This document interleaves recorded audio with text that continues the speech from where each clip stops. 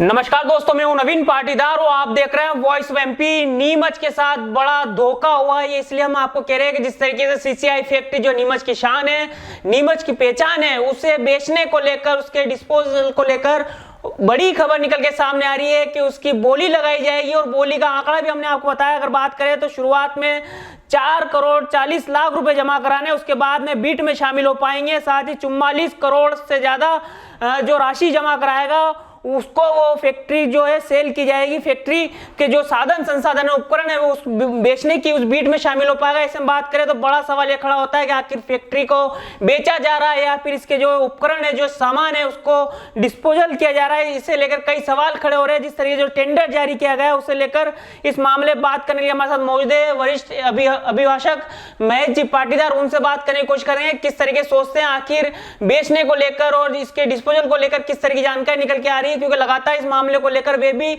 सवाल उठाते आ रहे थे केंद्र सरकार तक कि इस फैक्ट्री को चालू करना था, यहाँ के रोजगार के अवसर थे, लेकिन इसको बेचने को लेकर अब खबरें निकल के सामने आ रही है। महेश जी, किस तरीके से सोचते हैं आप इसे? देखिए, नीमच जिले में सीसीआई की फैक्ट्री एक बहुत ही बहुमूल्य स्थान है और इससे नीमच जिले के अनेक लोगों को रोजगार भी मिलेगा और अनेक लोगों को लाभ भी मिलने वाला है। लेकिन भारत सरकार की और कुछ अधिकारियों की गड़बड़ी के चलते पिछले 25-26 सालों से प्लांट बंद है। लेकिन अभी जो ई ऑक्शन इसका जारी हुआ है, ई ऑक्शन के अनुसार जैसा आपने बताया कि इसको आज ऑक्शन किया जाने वाला है, लेकिन ऑक्शन में बहुत सारी चीजों को इसमें लिया गया है कि डिस्पोज ऑफ प्लांट शब्द भी लिखा है कि इसके अंदर मतलब प्लांट को डिस्पोज भी करना लिखा हुआ है। और प्लांट के डिस्पोज के साथ साथ machinery, railway track, railway store, engineering, उसका कॉलोनी, स्कूल, सारी चीजें हैं। लेकिन साथ में एक शब्द सेल शब्द भी लिखा है, यानी कि वो विक्रय भी कर रहे हैं और डिस्पोज ऑफ प्लांट भी कर रहे हैं। अब इसकी जो सारी डिटेल मिलने वाली है, वो डिटेल के लिए इन्होंने लास्ट में एक एड्रेस लिखा हुआ है नई दिल्ली के ऑफिस का और उसका अधिकारी का नंबर लिखा हुआ है। निश्चित ही इसकी जो अगली और शर्तें विस्तृत क्या होगी, इन विस्तृत शर्तों को पढ़ने से ही पता चलेगा। लेकिन यदि केवल ये अगर प्लांट का डिस्पोज करते हैं तो नीमच जिले की जनता के साथ धोखा होगा, और यदि इसको विक्रय करते हैं तो विक्रय की जो सारी शर्तें हैं, वो सारी शर्तें जनता के सामने पूरी डिटेल आना चाहिए, जिससे कि जनता को और स्थानीय क्षेत्र के लोगों को पता रहे कि क्या उनके साथ होने वाला है। महेश जी, अगर बात करें जिस तरीके जो दस्तावेज हमारे हाथ में है और वो दस्तावेज आपने भी देखा होगा किस तरीके कितने रुपए में बिड शुरू होगी, ईएमडी किस तरीके से जमा करानी है, कितने स्टार्टिंग प्राइस है। अगर बात करें तो जो टेंडर जो है उसको सार्वजनिक तौर पे करना था। जिस तरह आपने कहा कि सेल को लेकर क्या पॉलिसी है, कैसे सेल किया जाएगा, अगर डिस्पोजल किया जा रहा तो कैसे किया जा रहा है, तो क्या दस्तावेज छुपाए गए ये माना जाए?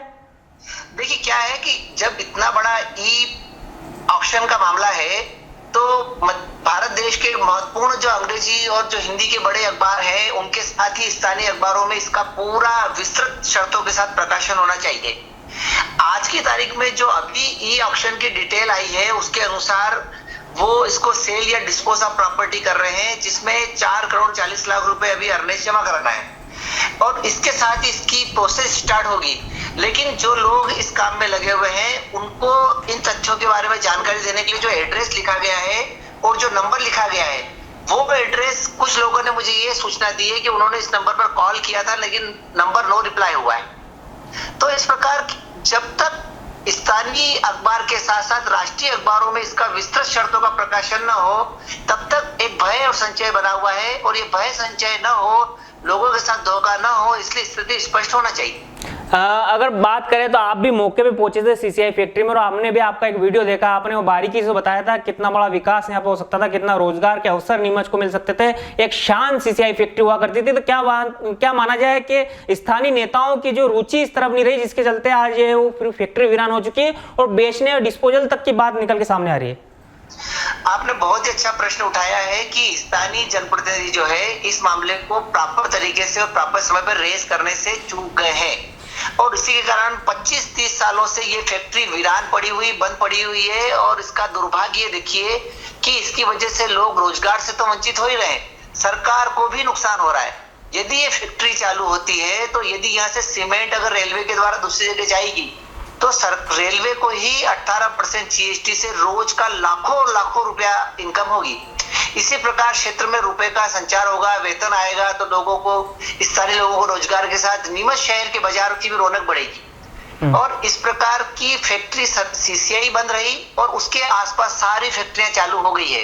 इससे यह अर्थ है कि हमारे जनप्रतिनिधि हैं इस मामले को समय पर नहीं उठा पाए हैं और मेरे जैसे अनेक लोगों ने इस प्रश्न को समय समय पर उठाया था और सीसीआई फैक्ट्री ने देर से कदम उठाया है, एक कदम उठाया है, लेकिन वो कदम क्या है वो स्पष्ट होना चाहिए।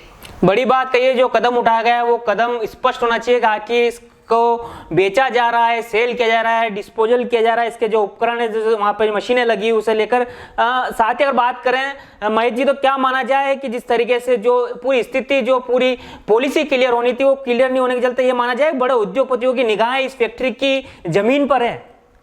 देखो, इन दिनों जो सोशल स्थिति चल रही है, इन दिनों जो बाजार में जो पॉलिसी चल रही है वो ये रहता है कि आजकल खरीदार पहले तय हो जाते हैं और बाद में ऑक्शन चालू होता है।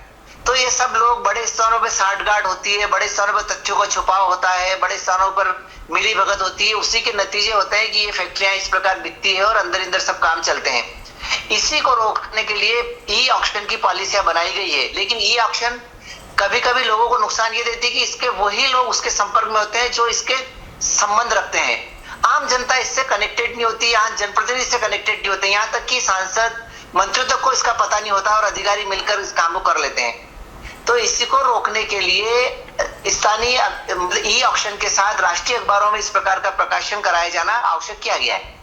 तो सुना आपने किस तरीके से सीसीआई फैक्ट्री के बोली को लेकर और किस तरीके से इसकी बीट लगाई जाएगी, किस तरीके से जो है इसकी बेचने की खबर निकल के सामने आ रही। इस वक्त की सबसे बड़ी अपडेट हम आपको बता रहे हैं, साथ ही वो दस्तावेज हम आपको दिखा रहे हैं जिसे लेकर हमने आपको सबसे पहली खबर दिखाई किस तरीके से सीसीआई फैक्ट्री के बेचने को लेकर बड़ा धोखा नीमच की जनता के साथ किया जा रहा है। किस तरीके से एक आस थी कि रोजगार के अवसर प्राप्त होंगे, जब यहाँ इसे बेचा जाएगा तो कोई नया उद्योगपति से खरीदेगा और यहाँ फैक्ट्री फिर चालू होगी। लेकिन जिस तरीके से जो इसमें लिखा हुआ है कि क्या इसे सेल किया जा रहा है या फिर इसे डिस्पोजल किया जा रहा है, जो इसके उपकरण है, जो मशीन है, उनको बेचने का काम किया जा रहा है, इसकी बीट लगी जाएगी, कल से इसकी बोली लगाई जाएगी।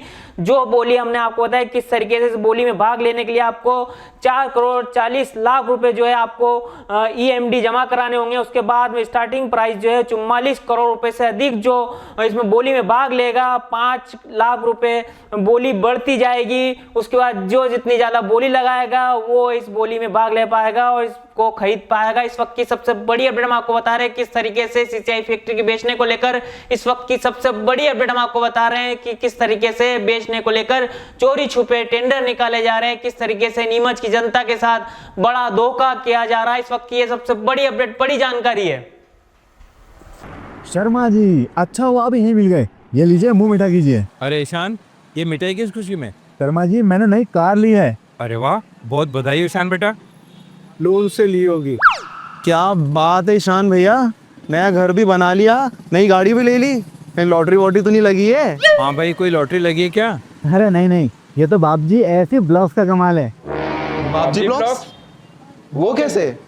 वो ऐसे क्योंकि मैंने अपना घर बनाने में लाल ईंटों की बजाय बाप जी ऐसी ब्लॉक्स का इस्तेमाल किया जो लाल ईंटों की बजाय ज्यादा मजबूत, टिकाऊ और सस्ता होता है। इसमें ना प्लास्टर और सीमेंट की जरूरत होती है, ना ही तराई करने की झंझट, और लाल ईंटों के मुकाबले ऐसी ब्लॉक्स के इस्तेमाल से 5 गुना तेजी से निर्माण हो जाता है और मकान बनाने की कुल लागत में 40% तक की बचत भी हो जाती है। तो बाकी बचे हुए पैसों से मैंने नई कार ले ली, तो हुआ ना डबल फायदा। भैया कहाँ मिलेगा बाप जी एसी ब्लॉक? अब आप भी बनाए अपने सपनों का घर बाप जी ऐसी ब्लॉक्स के साथ। बाप जी ऐसी ब्लॉक्स, स्टील से मजबूती।